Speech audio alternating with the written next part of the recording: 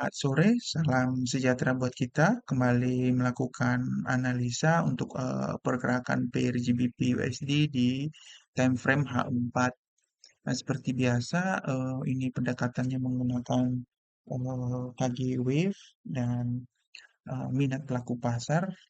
Pertama-tama dulu kita melakukan pendekatan analisa kita melalui KG Wave.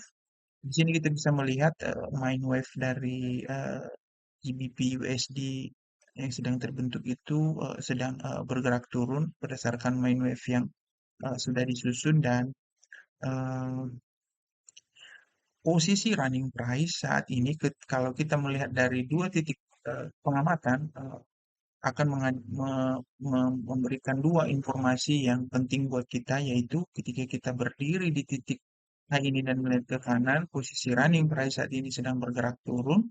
Dan ketika kita berdiri di titik terendah ini, kita bisa melihat running price yang terjadi saat ini sedang bergerak naik.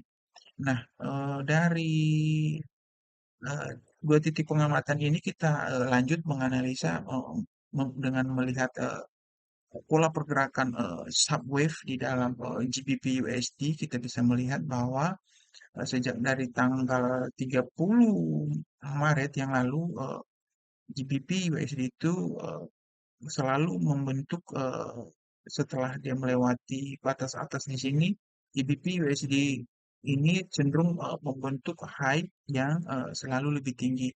Dan terakhir yang terjadi hari ini, GBP USD itu berhasil membuat high yang lebih tinggi di 136.218.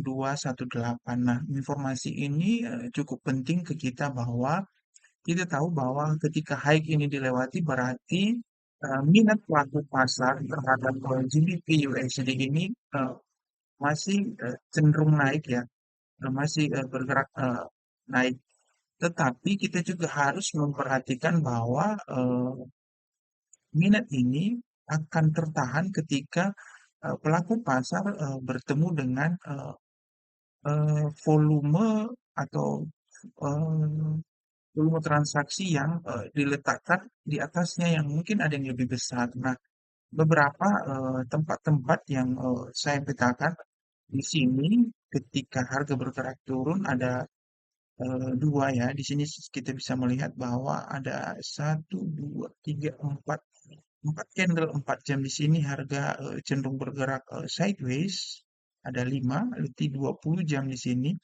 Nah, ini akan menjadi area atau titik pengamatan kita ketika GBP USD bergerak naik yang terdekatnya. Nah, untuk saat ini kita bisa melihat juga bahwa ketika GBP USD ini bergerak turun, di bawah ini kan tidak ada eh, tempat ya. Nah, di sini saya asumsikan ini menjadi batas bawah nanti ketika GBP USD bergerak turun. Artinya ketika harga bergerak turun maka eh, kemungkinan area di bawah ini akan menjadi titik perhatian kita. Nah, itu berdasarkan height yang terbentuk ya. Nah, untuk pendekatan minat pelaku pasar, seperti kita ketahui bersama dari penjelasan KG terhadap minat pelaku pasar karena kita tidak punya volume transaksi di MetaTrader 4, tempat-tempat di mana para pelaku pasar itu meletakkan volume transaksi terbesarnya itu adalah di area modus, artinya di area yang sering dilalui oleh harga. Nah, di sini kita bisa melihat bahwa ketika GBP USD ini bergerak naik, maka ada beberapa area modus yang menjadi eh, tempat di mana volume transaksi terbesar itu diletakkannya. Salah satunya di area ini. Saya tulis dulu di area ini dan di area ini juga termasuk tempat volume besar transaksi itu diletakkan.